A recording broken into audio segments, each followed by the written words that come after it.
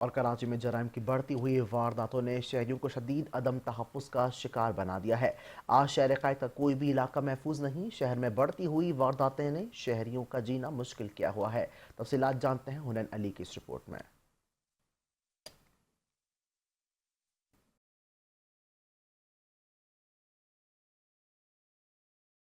कराची रोशनियों का शहर जो आज खौफ के साए में है।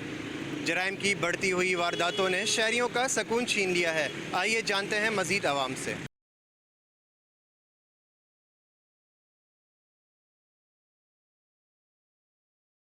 मैं एक दिन सामने जा रहा था, यहाँ मेरे हाथ में मोबाइल मेरे कान में लगा था।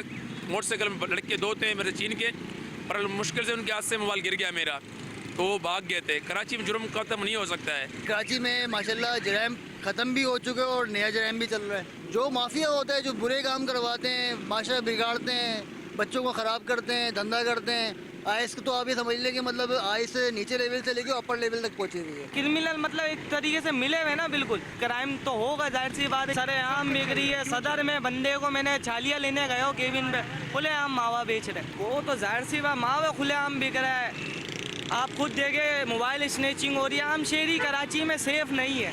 मेरा कहने का मतलब यही है। ये रोडों के हाल देख लें, सही है। इसी रोड पे ट्रैफिक जाम होती है। ट्रैफिक जाम में चोर डकैत जैसे ही आते हैं, हमसे हर चीज़ जो 500-1000 रुपये जो हमारे पास मजदूरी के होते हैं वो भी हमसे छिन जाते हैं।